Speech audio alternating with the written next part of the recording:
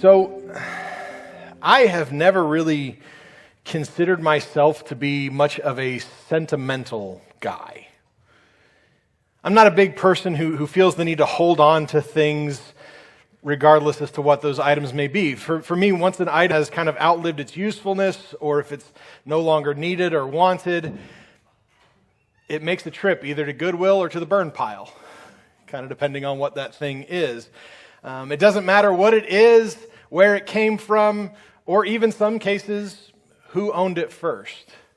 I'm just not one for holding on to things because I'm not a big guy who is involved with clutter too often. But even though I don't consider myself to be a sentimental guy, morning that might be served as evidence to the contrary. After all, we all have exceptions to the rules, don't we? The first thing actually I don't have with me, and there's a reason for that, but the first thing I have is a copy of Superman in Action Comics, number 719. Now, I don't have that physically with me this morning, and the reason being is because currently the room where I store my comics is also housing everything, so I couldn't get to it. So you're just going to have to take my word for it that I do, in fact, own this particular copy of Superman. Now, I own literally thousands of comic books, and of those thousands of comic books, hundreds of them are Superman comics. Of the, and this was a hard number for me to come to today, of the almost 30 years I have been collecting, but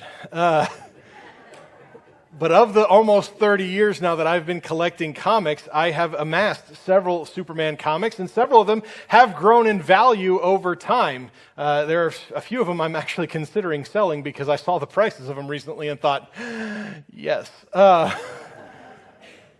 But this is not one of those. This does not have any of the markers to be a comic book that might grow in value over time either. It doesn't introduce a new character in it, and it's not hard to find. And yet this comic book is very special to me. And it's special to me because it's the first one. I own a copy of the very first comic book I ever purchased. Now, it's not actually the first comic book I ever purchased. That'd be really impressive. But I was 9, almost 10 years old when I went walking through a Walgreens with my grandma. And I happened to see that this particular Walgreens sold comic books. And that blew my mind because who would have ever thought Walgreens would sell something cool? And I remember going over there and looking at it, and I remember seeing this particular comic and seeing Batman on the cover in a Superman comic, and I didn't know they did crossovers like that, and so I was super excited, and I begged my grandma to spend the 99 cents it was to get it. They are a lot more than 99 cents these days. And she was willing to purchase that for me. And I took that issue home and I read it and I reread it and I reread it over and over and over again to the point that I have not read this comic in almost 30 years, but I could probably tell you beat for beat everything that happens in it. I've read thousands of comic books since then, but this one I know inside and out because it is the first one. And so therefore it matters very much to me. The second thing that I actually have up here. Which is kind of impressive. It's a Bible.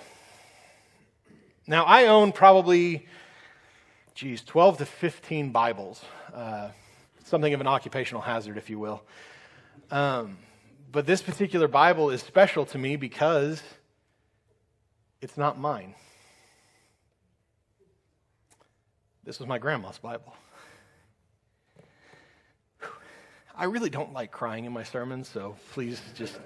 I'm trying to breathe through it. We're going to get through it. It's going to be fine. My grandma died ago. Or it'll be 5 years this December since she passed away. And as we were clearing out her house just before her funeral, I found this Bible. And I knew it was Grandma's because it's a King James Bible. And Grandma firmly believed that the King James is the true Word of God. And so...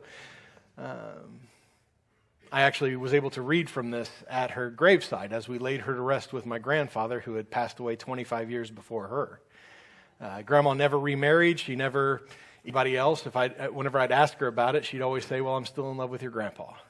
And so it made sense that we lay her next to him.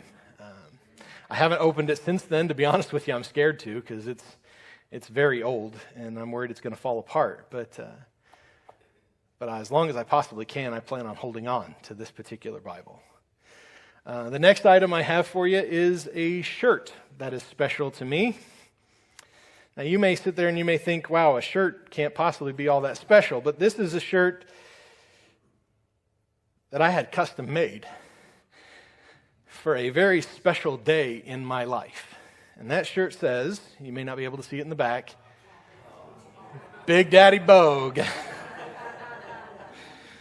This is the shirt that I was wearing the day the girls were born.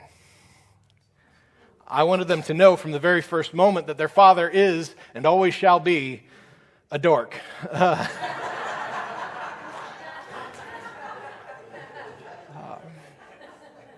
I wore it again a couple of years ago when the girls hit their 10th birthday. I thought, 10th birthday, let's wear that shirt again. I was surprised it still fit. I plan on wearing it again for their 20th, for their 30th, on and on. I've even had the thought it might be hilarious if that's what I wore to their weddings.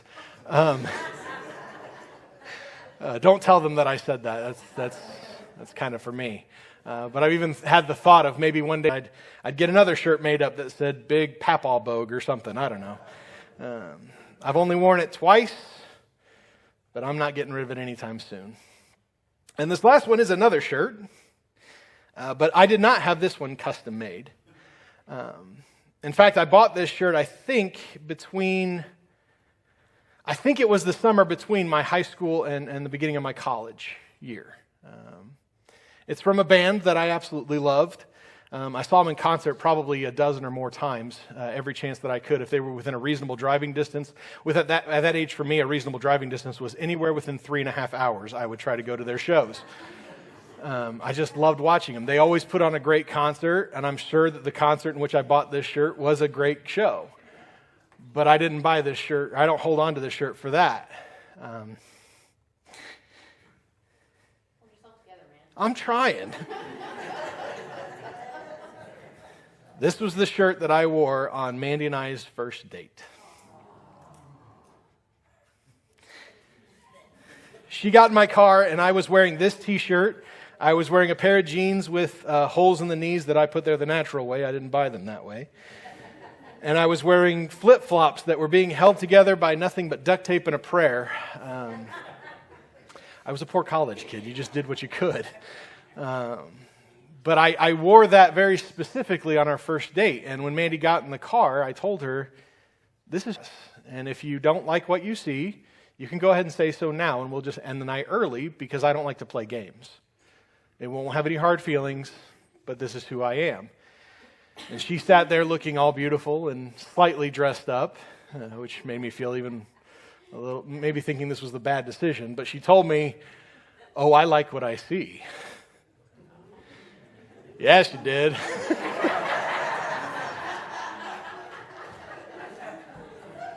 We finished that date. I got back in the car and I called up a buddy of mine and I told him point blank, I just went out with my future wife. I haven't even tried, but I know for a fact I can't fit in that t-shirt anymore. But it's another thing that I refuse to get rid of because these things matter to me. They're important to me, though, for wildly different reasons. And we sometimes play a game as people, and that game is like this. If you were in a house fire, and all your kids, your animals, all that stuff was safe, what would you save? And I'm going to be honest with you, these things right here, they're on that list, and they're probably pretty high up on that list for me because these things matter to me, because they're important to me. And chances are you have things in your own home that you feel very similarly about. Maybe they're things that are special because they signify a very important moment in your life. Maybe they're special because they're a family heirloom that's been passed down through various generations. Maybe they're important to you simply because they represent something that only matters to you and isn't going to matter to anybody else, and that's fine. It doesn't matter. It's important to you, and that's what matters. I know for myself, and I'm guessing you would probably feel the same way about whatever your stuff is that if something ever happened to these, if they got lost, if they got damaged, I would have a hard time with that. It would hurt for a long time because of what they mean to me. And again, I'm certain you have that stuff of your own. But the reality is, with whatever your stuff is, and what this stuff is, at the end of the day, it's just stuff. I am a firm believer that my family matters way more to me than this stuff. And so if something were to ever happen, say for instance my daughters got sick and we had to travel in order to get them the best possible care. Or my brother Blake, say he, through some catastrophe, was in danger of losing his house. Or say my mom, somehow, some way, got in trouble with the IRS and owed thousands of dollars in back taxes or else she was going to prison. If I thought that selling these things would get me $1 closer to helping them out, even though it would be hard, no questions asked, it's gone. I wouldn't even think about it twice.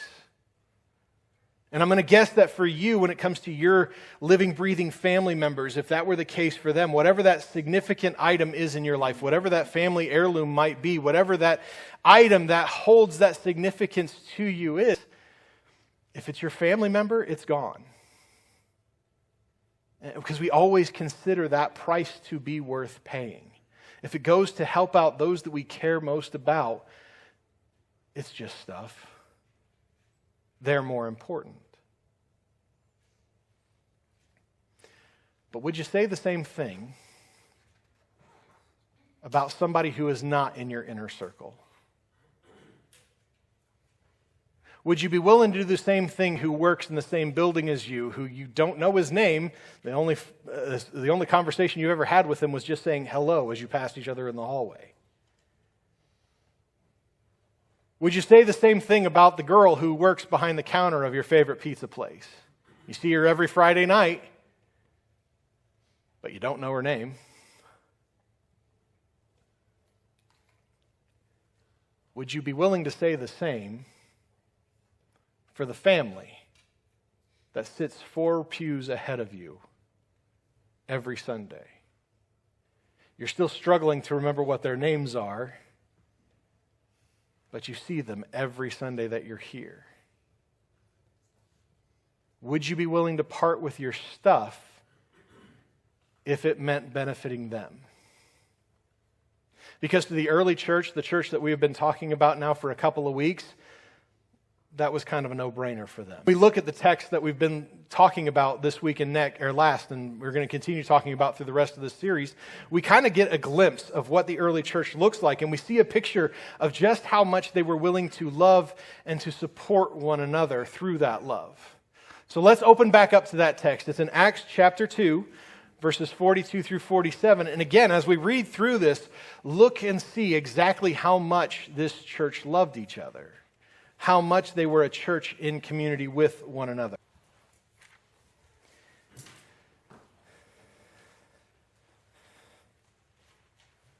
I'm not going to lie, ever since Ben said the thing about me saying, I love that sound being on his bingo card, I'm really fighting the urge now every week.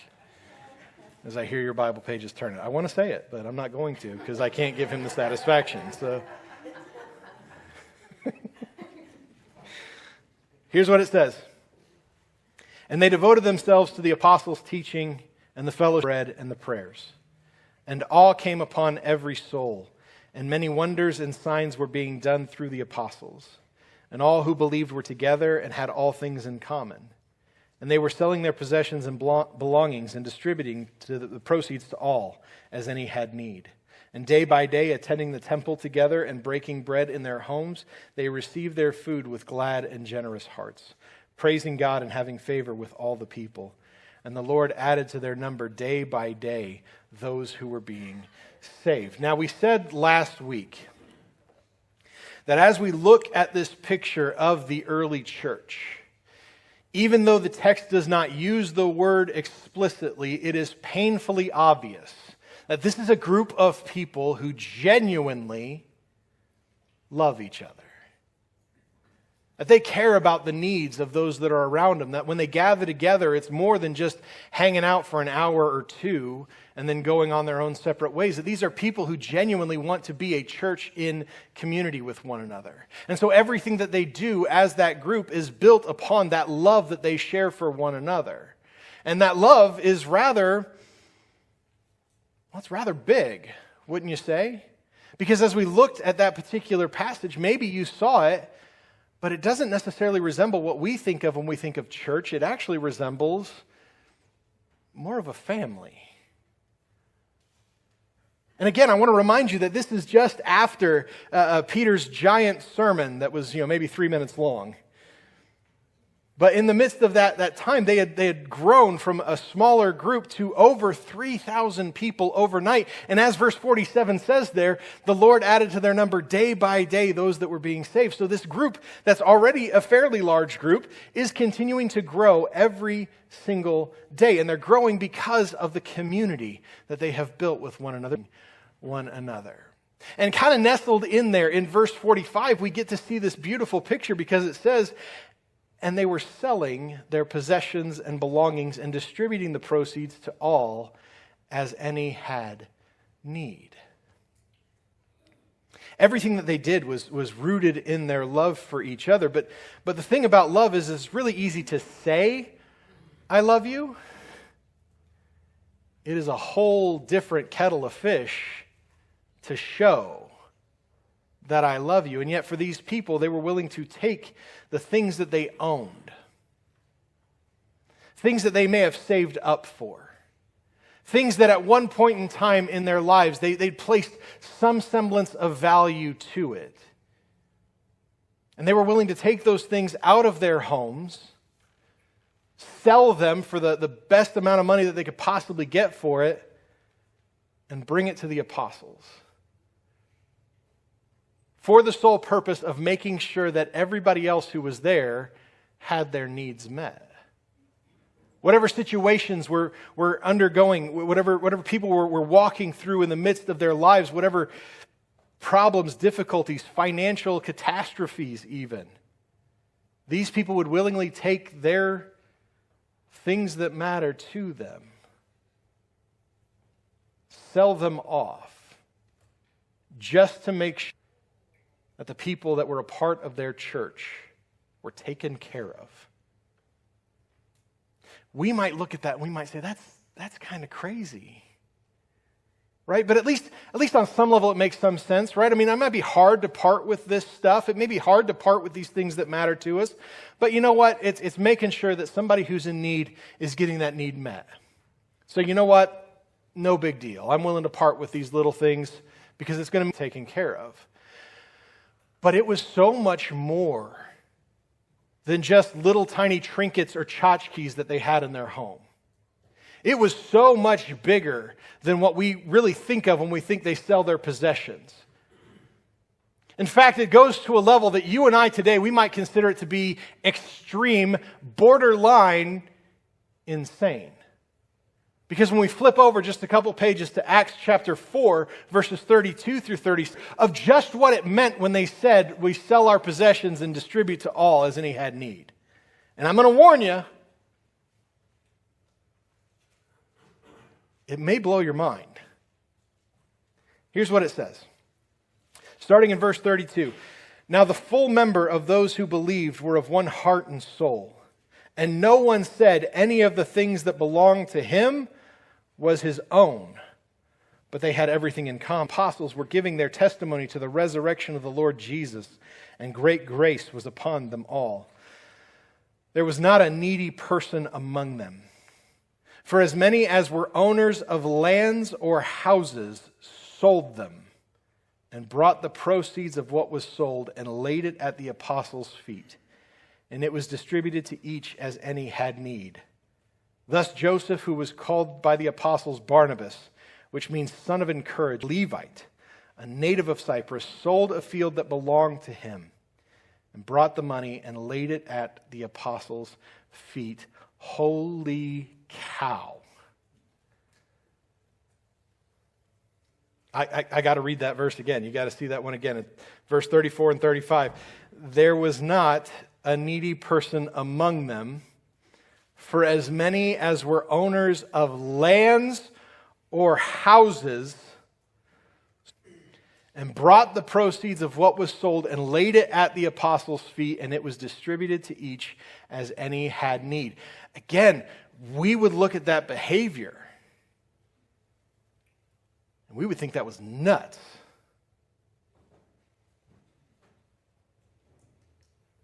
We would think that that was ridiculous. To go to that extreme to help somebody out. Again, maybe if it was a family member, maybe if it was a child, okay, that could make some sense. But to give it to the people who you gather with, who are not blood relation to you, in an area in a church that is growing so rapidly that there's a chance you're never going to know that person's name?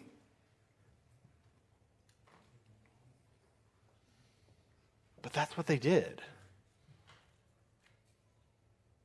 It boggles my...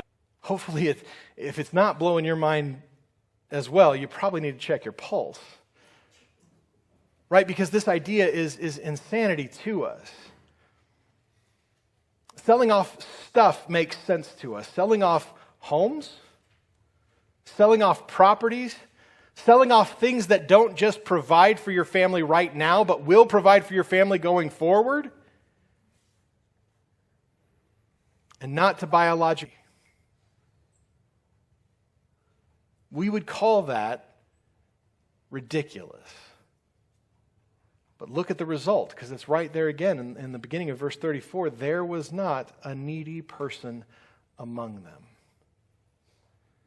This actually gives us two pictures, two things that I kind of want to point out to you right now. The first is, obviously, this is a group that loves each other, that has such an overwhelming love and a desire to see to the needs of those that gather around them, so much so that they are willing to sell off property. Right? Lex Luthor said in Superman 1, the most famous line in the world, they're not making any more land. Right? And these people are selling off the land that they own in order to provide for these people because they love them as if they were family. But it also gives us a second thing. And I think that this one it's right up there as just as kind of crazy for us to understand, if not maybe even just a little bit more so, because what it shows is that the people who were in need felt no shame in expressing that. That they felt so loved, so cared for, that regardless as to what it was that they were going through, hardship it was that their family was facing in that moment, they felt no shame in expressing that need. Maybe not publicly, maybe they didn't get up at the pulpit and they said, hey, this is going on. But at the very least, they knew that they could trust the apostles enough to be able to come to them to say, hey, here's my need. And the apostles would be able to go in front of that congregation and say, guys, we got a need. And somebody would say, hey, I got a field. I got a house. I'm going to throw a for sale sign on it.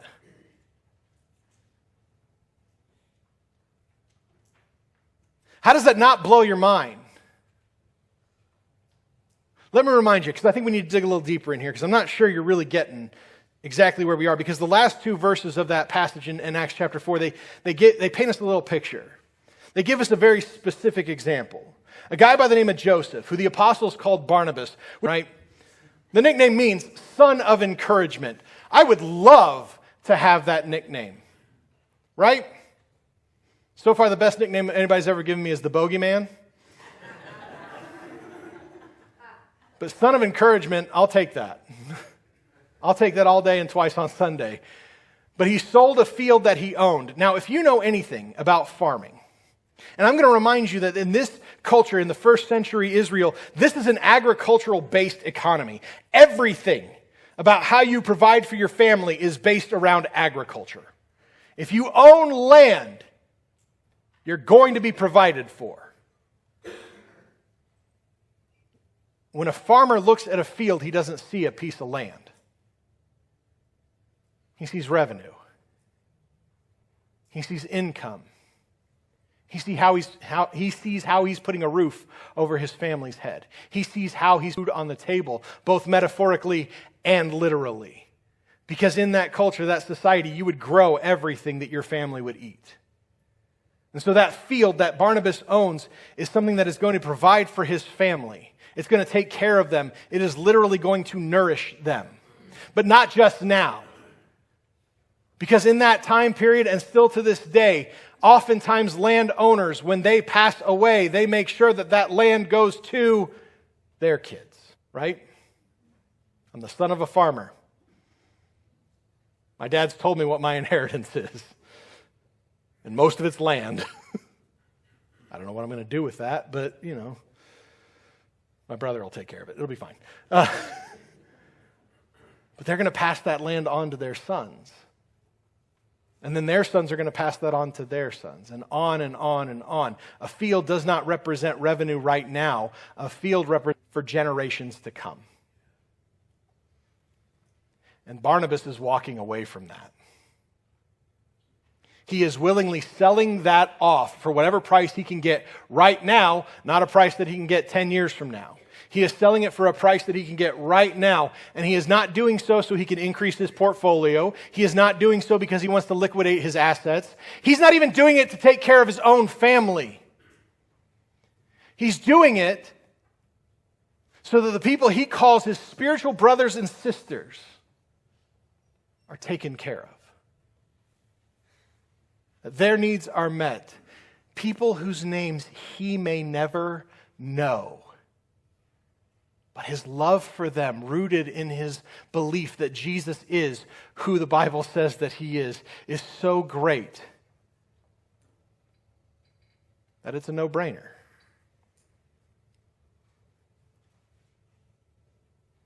You get the idea that it was probably pretty easy for him to make that decision. Because that's the kind of community that they had grown. That's the kind of community they had developed, because that's what a church in community looks like. Because they took literally the words of Jesus when he said in Luke chapter 3, verse 11, whoever has 2 tunics is to share with him who has none. And whoever has food is to do likewise. So you may be sitting there and asking yourself, is Brandon telling me that I need to go sell all my stuff and give it to the church in order to provide for others? Maybe. I mean, honestly, that's between you and the Holy Spirit. I'm not trying to guilt you into anything. What I'm saying is that at the end of the day, this early church, man, they loved each other and they created a sense of community. And because of that sense of community, because of that love that they had, they made sure they supported each other. They lifted each other up, that they made sure that everybody was provided for, was maintained. And sometimes, yes, that support meant financial support. But I'm willing to bet, too, that sometimes that support meant coming around each other whenever they were going through a hard time, to just lift each other up. Sometimes it means a willingness to help in whatever is needed, whatever capacity that takes. Sometimes a church and community that loves each other to the point that they are willing to support each other, well, it looks like a story that I've heard. A story from one of our very own. I asked BL if he would be willing to come forward and share this story himself. And the response I got was, oh, I'd never make it through it. So I'm gonna read the words that BL and Sue wrote out for me. But understand, this is not Brandon's story. This is theirs. And it is a beautiful picture of a church in community. On February 28th, 2011, at 4:15 a.m., a powerful thunderstorm melted a foot of snow overnight. Sue and BL woke to the storm with a sense of urgency, concerned about potential water in the basement, a familiar occurrence. When Sue ventured down to check, she found a couple inches of water and hurried back upstairs to get BL. At that time, BL had a big drum set. I was not surprised to read that. Computers and sound equipment on the finished side of the basement. Quickly dressed, BL rushed down to shut off the power, but paused at the far door leading to the storage and laundry area, hearing a strange noise. Sue was back at the bottom of the stairs again. BL asked if she had heard it. She said she did not. And then a tremendous bang erupted as 45 feet of the front-facing basement wall collapsed inward. Thankfully, Brian did not enter the other room where the circuit breaker was located, otherwise he would have been struck with debris. Stairs with Sue urging everyone to get out. Little Chris awoke thinking it was a fire and dashed to the front door. Sue raced to retrieve their puppy Dreyfus, which is a fantastic name for a dog, by the way, and followed Chris outside. BL grabbed his phone and car keys, and together they jumped into the car. Once secured, Sue called her dad, who answered on the first ring at 4:15 in the morning. I was really impressed with that. And welcomed them over. BL dropped them off and rushed home, calling 911. While waiting for the fire department, BL returned to the house to gather hard drives full of cherished photos and Sue's scrapbooking albums. Hours later, a simple text to TJ ignited a prayer chain through Tom Brown. They could never have known that about 30 members would arrive at 9 a.m. to assist with cleanup and recovery. As this remarkable group pulled out drums, dirty laundry, and appliances from the basement, a small circle of ladies gathered in order to support Sue and Chris at her parents' home nearby. Work as they tirelessly navigated through mud and wet grass. The first floor of their home stood steady, but when the contractor arrived, I love this part, he expressed discomfort with having so many people in the front room at once as they were unaware of what was supporting the front of the house. Weeks later, they discovered nothing structural was holding up the house. Truly a miracle. That night, Sue and BL stayed at Sue's parents' home, and the rest of the week was spent in the Coons basement mother-in-law suite. The following weekend, they were able to relocate to a family farm outside of Lexington. Over the next 6 weeks, countless individuals returned to offer help in cleaning and repairing their home, and we were home before Easter. So many hours of love and support transformed those difficult days into a testament of community. 6 weeks after the collapse, they moved back into their home, and the basement has remained dry ever since. Their story is a shared story, highlighting the love and strength of their community. A standing stone on their front porch now proclaims, "Come and see the works of the Lord," inscribed in Hebrew, a conversation starter for all who visit, allowing BL to share the story again. Mail carriers, delivery drivers, and friends have heard this tale, weaving together their collective journey. This moment is simply a glimpse into the events of that spring. For 6 weeks and beyond, they witnessed God's hand in their recovery through prayers, blessings, miracles, and testimonies. He never left their side, guiding their thoughts away from despair. BL, Sue, thank you. Thank you for sharing this story. I got to say, too, that I am incredibly grateful to be a part of a church that loves each other so much that they are willing to help out even in the most dire of circumstances. I really thought about sharing my own story, but I thought it was more powerful to share theirs. Because the church has circled around them in a moment where they needed help the most. Because that is what it means to be a church in community. And if we want to maintain being a church in community, and I certainly hope that you do as well, it means that we love each other to the point that we are willing to support each other. Whether that means willingly parting with material things in order to make sure that other people's needs are met, or whether it means pulling material things out of a collapsed basement in order to provide a moment of peace in the midst of chaos. If we truly love each other, and that means that we support each other, because that's what it means to be a church in community.